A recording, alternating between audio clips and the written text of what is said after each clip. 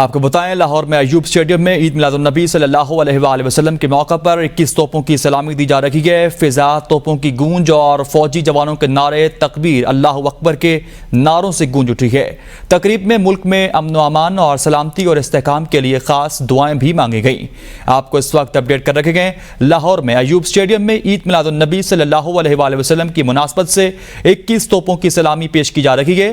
फिजा इस वक्त तोपों की गूंज और फौजी जवानों के नारे तकबीर अल्लाह अकबर से गूंज उठी है। तकरीब में मुल्क में अमन व अमान और सलामती और इस्तेहकाम के लिए भी खास दुआएं मांगी गईं।